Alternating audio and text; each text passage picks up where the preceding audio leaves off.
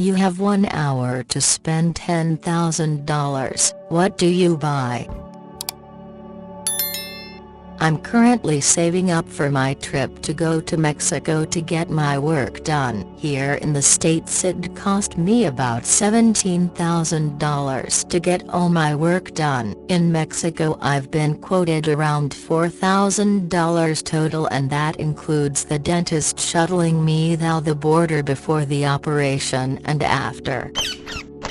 Just finished BS2 today. I completely agree with you and have been using my CC the entire time. I just use it and pay it off every cycle. I'm getting mad rewards and it's helped boost my credit, and I still became debt-free without setbacks. I think people just need to learn how to have restraint when spending money and need to budget accordingly. CCs nowadays for the most part have a reward component if you use it, so Chase Freedom Unlimited you get 3% back from restaurants and 2% back for gas. This means you get money back being not getting anything back when just paying cash. Only thing is you better pay it back or it'll hurt your credit significantly. I don't follow him, but do your own research and you'll be surprised to learn ways to budget and do well for yourself. If you would like to learn more or need help with learning how to budget, shoot me a PM. It's almost all good advice if you understand how to identify, or not, with the various target audiences. Most of his listeners are people who have actual problems, such as a spending addiction, or who don't understand how finances work. Essentially, he starts people off with a very conservative approach. From there, they can stretch their practices for what fits their needs and goals. I wouldn't be out of debt or even close to financially stable if it weren't for me finally listening to a friend and looking into him further a few years ago. I don't follow every last thing he says and take others with a grain of salt, but the man absolutely knows his stuff when it comes to taking debt seriously and getting out of it permanently. Outside of a home and unforeseen medical expenses, my wife and I will never have debt again. Not auto, not credit card, not student debt, and that's all because of what he teaches. So sure, while some of his advice, primarily IMO investment related, is not good, a lot of it is very sound, and tried and true. Edit. Not having auto debt has nothing to do with driving posh cars and beaters. It's just that now we have a very solid system in place for maintenance issues that arise, and paying cash even for nicer newer cars when it comes time to buy. The comedy was mostly about how they tried to deal mentally with how horrific war is, how to try not to have to think about what they were seeing every day. That's the real meaning behind the show. That episode sent us off, forcing us to realize what the real point of it was if we hadn't picked up on it already. BoJack Horseman, Season 4, Episode 11, Times Arrow. The entire episode, there wasn't a single laugh in that episode. Not one time I fucking moved my face. Not one time I wasn't glued to the screen. I really don't want to give it away, but BoJack had every reason to tell off his mother at the end, but he didn't, and given everything we saw prior to that ending, it somehow felt right. I'm never watching that episode again though. Once was enough. That absolutely batshit insane episode of X-Files with the inbred family living on the farm that had sex with their deformed, amputee mother, helped her give birth, and buried the dead fetuses in the backyard. Edit. Episode is called Home and it's with the Peacock family. Had to dig that one out of my repressed memories because that episode scarred me as a kid.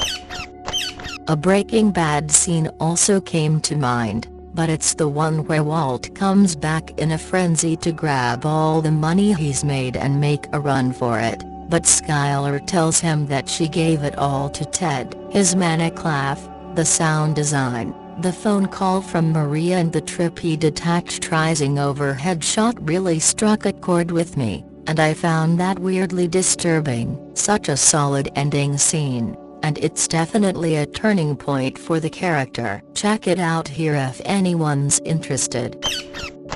Breaking Bad, when the kid on the bicycle, edit, dirt bike, discover Walt, Jesse and Todd were performing the train heist and Walt and Jesse are stunned and don't know what to do, so Todd takes over and kills the kid. Definitely a turning point when Jesse realizes just how far over his head he is in, and his existence is pure dread and only gets worse, as it does for them all.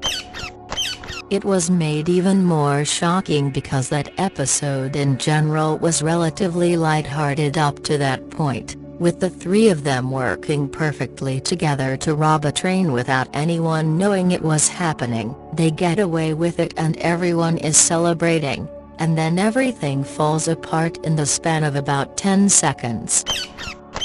The last scene in the second episode of Chernobyl, where they have to go into the water. I hated that so much. And the view from halfway down from BoJack Horseman. I was not ready for that emotionally. Edited to add, I think Time's Arrow might be my favorite episode in the show, which a lot of people have brought up, but it never really hit me as disturbing. For me, that episode added an entire extra world to that series, but it wasn't disturbing. I also loved Stupid Piece of Shit, just because the writing is just brilliant. Yeah, but no one knew they would live at the time. They just sent them there to do the heroic thing and die the ugly death a couple of days, weeks later. Then they survived and we learnt water actually protects you. I mean, some people probably knew, but they might have not been there, and most of our everyday knowledge on do's and don'ts about radiation do come from what happened at Chernobyl. All that aside, that episode gave me literal nightmares. Man, I got into that show because I heard it was hilarious. I started watching after it ended, so I just started binging. But then around season 3 I could only do one episode a day. I stopped for a few months before finally finishing the last season. It is one of the most well-written television shows I've ever seen. It's performed exceptionally well and deals with some unbelievably depressing material and handles it so well. I don't know that I can rewatch it, but I'm glad I did at least once. Juyuyahud, the same thing happened to me, except I was 7 years old and terrified of the prospect of aliens and alien abductions, so therefore was scared shitless of the X-Files. Eventually, I summoned up enough courage to tune in one night.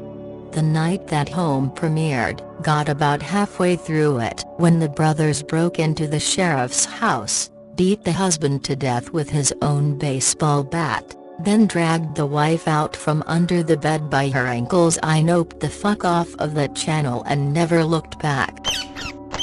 Fear factor when the contestants had to eat all these live-ass bugs off of a rope covered in honey hanging from the ceiling of a greenhouse. Then they had to like spit 'em out, blend 'em, and drink 'em. There were these giant green caterpillar-looking things that shot out massive juice when they bit 'em. I'm usually all for the gross stunt, but that one stuck out in my head as the first one to make me retch. Edit. Here I'm talking about Fear Factor and y'all listing some wild ass shit lol. I should have read the comments and checked the temp in the room first. I didn't know it was this kind of party. I was 12-ish and watching an episode of CSI at home with my best friend. I hadn't seen many episodes, but this episode was about a missing child. The mother was heartbroken, had kept his room exactly as it was the day he went missing. Well, It turned out that she was suffering from postpartum psychosis and had murdered him and buried him in the backyard. She was devastated when they proved she had murdered him, as she had no memory of it. My mom was suffering from severe postpartum depression at that time after having my younger brother and had been in and out of the hospital. That episode was so extremely disturbing, upsetting, and terrifying to me. I felt like I had been physically punched in the stomach. I found the mom's story so profoundly sad, but also couldn't get the fear of that story out of my head for a long time. For me it was Omar. I love anti-heroes, amoral characters that have a good side despite their evil ways. The boy was truly a psycho from the start and was never afraid of Omar. So it's not shocking in hindsight, but still, the amount of men looking for him and his ability to hide and attack from the shadows all made his demise that much more shocking. He was like a check on the drug dealers, one evil to balance another evil, and he got out of the blue. Saw an interview with Cranston in which he said that was the worst moment of his acting career. If I recall correctly, he said that at the first shoot, once she started choking, he looked at her and all he could see was his daughter, and he momentarily thought he was letting his daughter die. He broke down in tears and had to leave the set. Edit, maybe oversold it a bit, but here is the link. There's another one that I can't find. https://to.b/ozil5qme4. The pig scene from Black Mirror's national anthem. For those who don't know, the Prime Minister was blackmailed into having sex with a pig on national television in order for terrorists to release a princess they kidnapped. Icing on the trash cake, she was released 30 minutes before he had sex with the pig and he had no idea.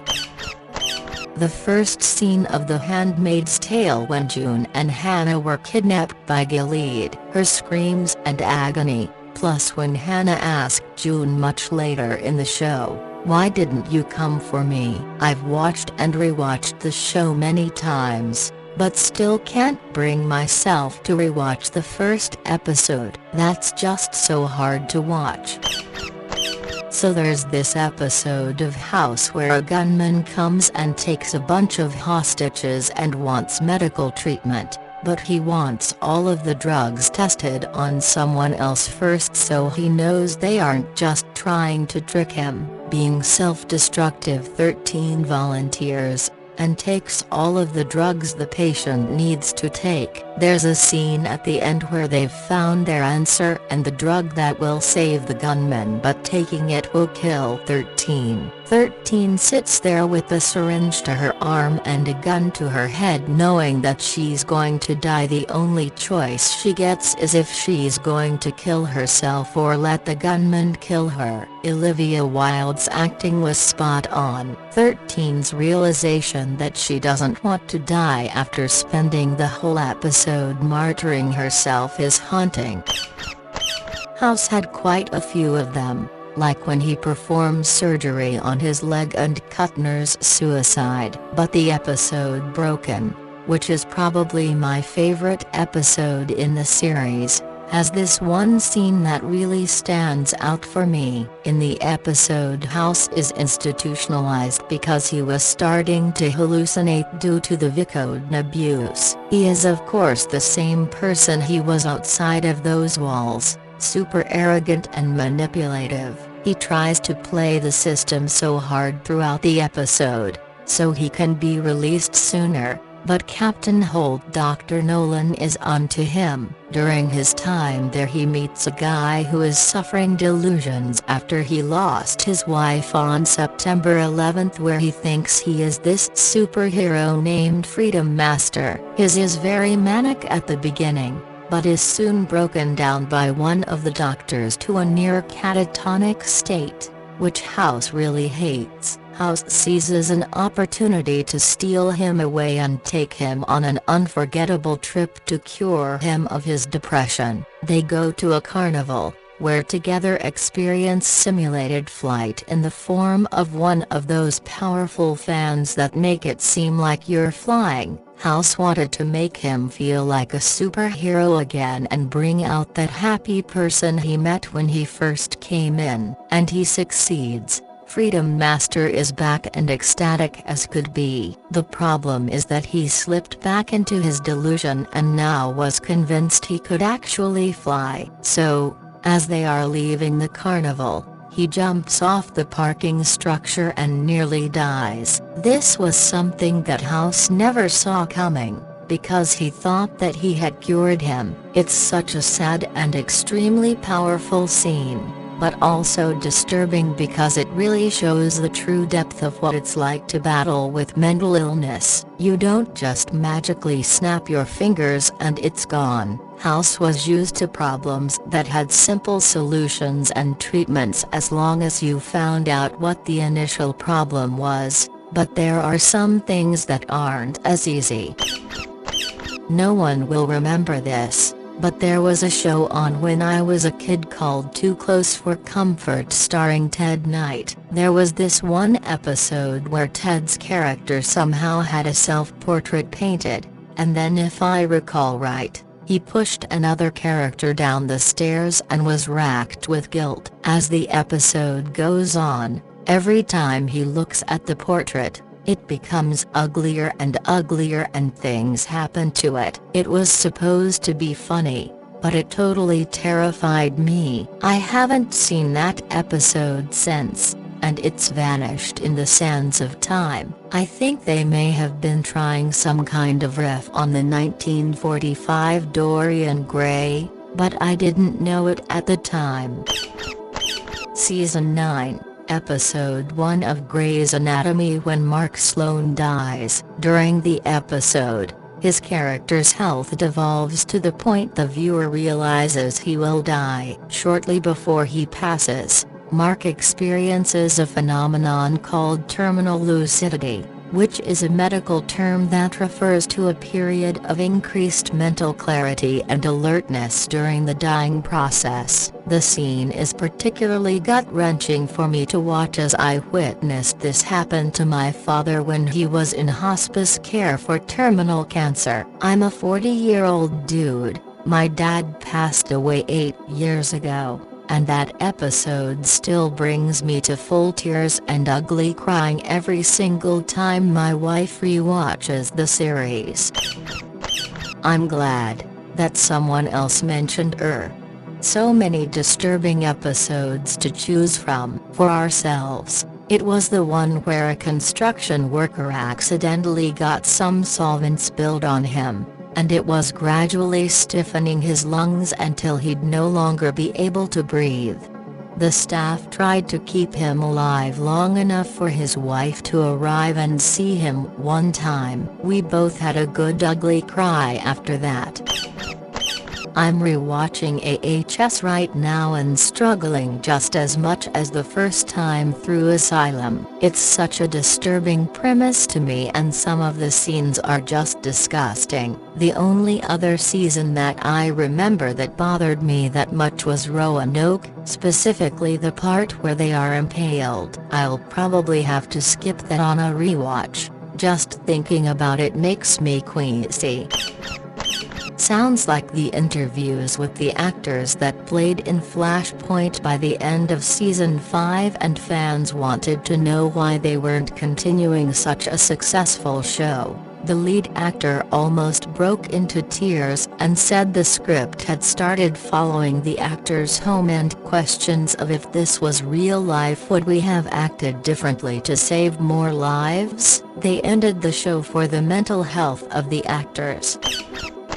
The scene in Mr. Robot where Elliot tears into Bill is so fucking brutal. I felt so sorry for him that it was extremely uncomfortable to watch. If you died, would anyone care? Would they really care? Yeah, maybe they'd cry for a day, but let's be honest, no one would give a shit. They wouldn't. The few people that would feel obligated to go to your funeral would probably be annoyed and leave as early as possible. That's who you are. That's what you are. You're nothing to anyone, to everyone. Think about it, Bill, 'cause if you do, if you let yourself, you'll know I'm telling you the truth. So instead of wasting any more of my time, I need you to go call someone that matters, because Bill, you don't. Imagine being Bill and having someone tell you that you are completely worthless like that when you're just trying to do your job.